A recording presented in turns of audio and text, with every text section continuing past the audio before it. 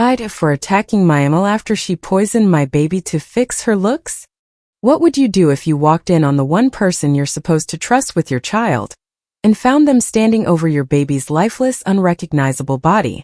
This is the story of how my mother-in-law's hatred for me nearly cost my daughter her life, and the moment I snap that has my entire family asking one question.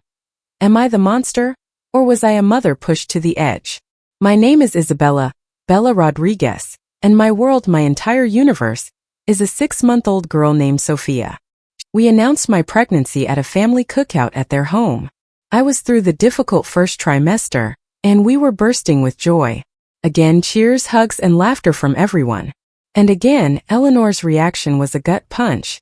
Instead of smiling, her face crumpled. She let out a choked sob, dropped the plate she was holding, and fled into the house. My heart, foolish and hopeful, thought maybe they were tears of joy. Maybe I had been wrong about her all this time. I'll go check on her, I told Liam, and I followed her inside. I found her in the pristine, cold living room, standing by the fireplace, her shoulders shaking. Eleanor? Are you okay? I asked softly, placing a hand on her back. She whirled around, and the look in her eyes was pure, unadulterated hatred. Any illusion I had shattered in an instant. Okay? She hissed, her voice trembling with rage. You think I'm okay? You are ruining it. You are ruining our bloodline.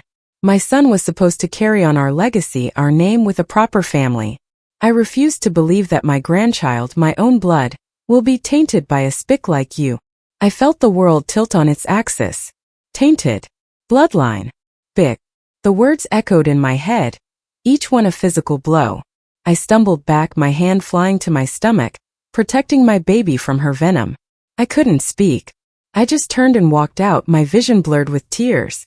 I found Liam by the grill and pulled him aside. As I choked out what she had said, I watched the color drain from his face, his blue eyes darkening with a storm I'd never seen before. He pulled me into a crushing hug. Her opinion does not matter, he whispered, his voice thick with emotion. You and this baby are my family. You are all I need.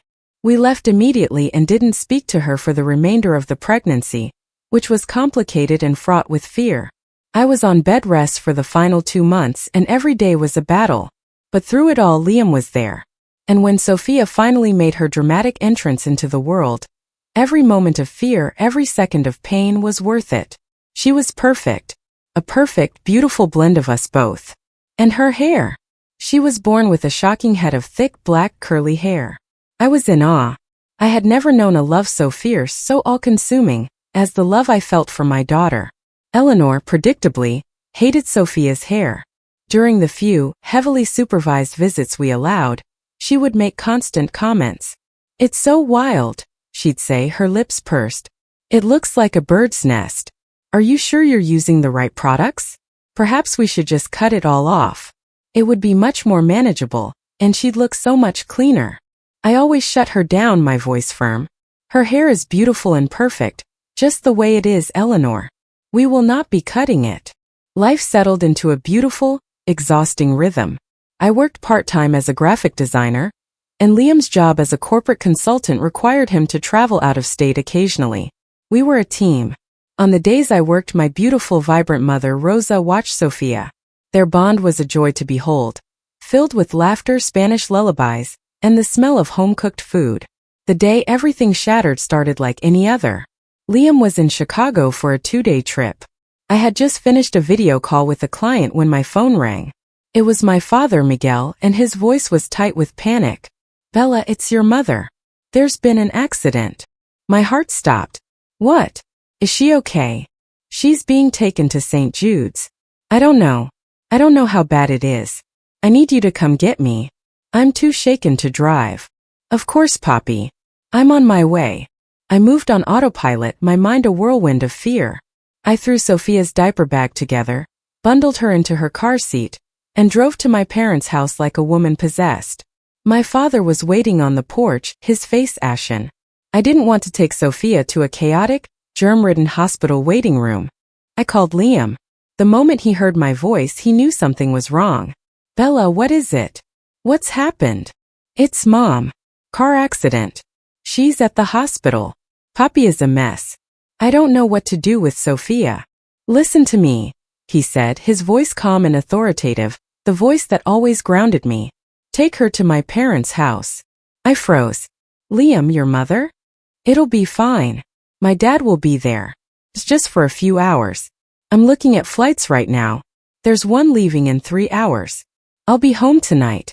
It's the best option, Bella. She'll be safe. He was right. We had no other options. My aunts and uncles all lived hours away. With a sinking feeling in my gut, I agreed. The drop-off was awkward. Eleanor answered the door, her expression unreadable. My father-in-law, Arthur, a kind, quiet man who always had a sad look in his eyes when his wife spoke, came up behind her. Bella?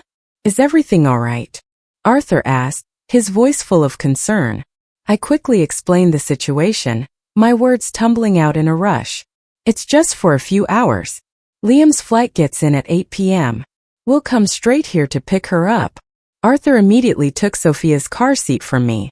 Of course, don't you worry about a thing. We've got her. Eleanor just stood there, her arms crossed, her gaze fixed on Sophia's curls. She didn't offer a word of comfort about my mother. She simply said, "We'll manage." It was the longest 5 hours of my life. The hospital was a special kind of purgatory. Time slowed to a crawl. Thankfully, the news was a miracle. My mother had a minor concussion and a fractured wrist. She was bruised and shaken, but she was going to be fine. The relief was so profound I nearly collapsed. We were finally discharged, exhausted but grateful.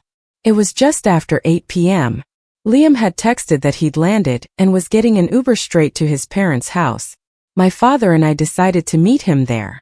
We pulled up to the large, colonial-style house. The porch light was on, and lights glowed from the downstairs windows. But something felt off. The house was too quiet. I knocked on the front door. No answer.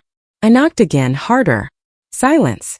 A cold trickle of dread started down my spine. Maybe they're in the back?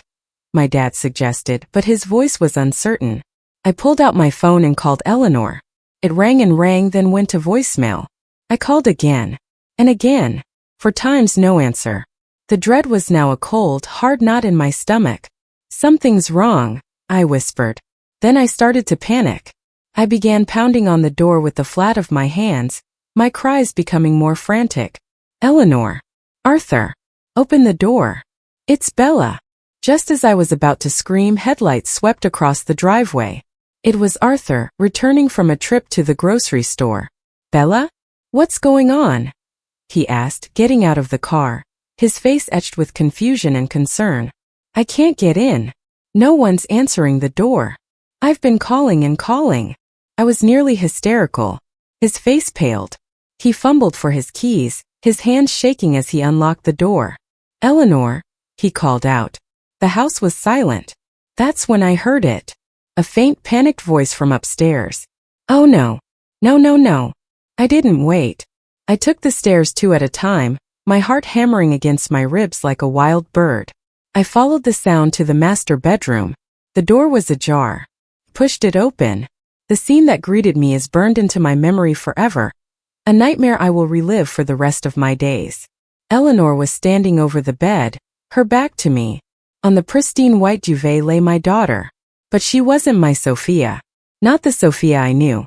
This baby's face was a horrifying, swollen, blotchy red. Her tiny lips were tinged with blue. Her chest was moving in shallow, rapid breaths. And her hair, her beautiful, wild, black curls were gone. In their place was a hacked, uneven, short mess, bleached a sickly, brassy blonde. Clumps of dark hair and empty bottles of chemical bleach were scattered on the nightstand like trophies. Eleanor was shaking her voice a terrified whisper. Wake up. Wake up, you little brat, wake up. A sound ripped from my throat that I didn't even recognize as human. It was a raw, guttural scream of pure, unadulterated terror and rage. My baby. I launched myself across the room, shoving Eleanor away from the bed with a force I didn't know I possessed. I'm quitting my job, I said, the decision solidifying as I spoke the words. I'm not letting her out of my sight. Not until she's old enough to tell me what's happening herself. He just nodded, pulling me into his arms. The fallout was swift and brutal. The phone calls and text messages started flooding in. Some of Liam's relatives were supportive, horrified by Eleanor's actions. But others were appalled by mine. How could you attack an old woman, Bella? Violence is never the answer. She didn't mean to hurt the baby. She just made a mistake. You're the asshole for putting your hands on her.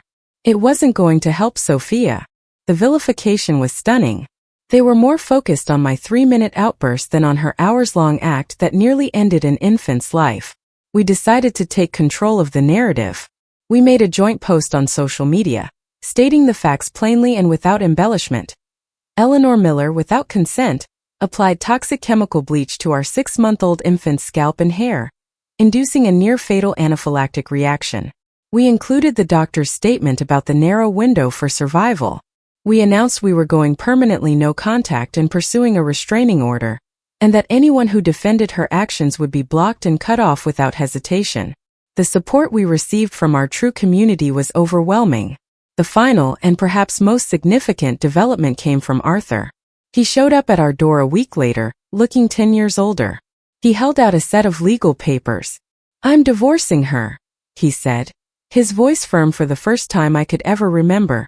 "I have stood by and watched her poison everything with her hatred for too long. I enabled her by my silence. I can't look at her anymore. I am so sorry I wasn't there to protect Sophia.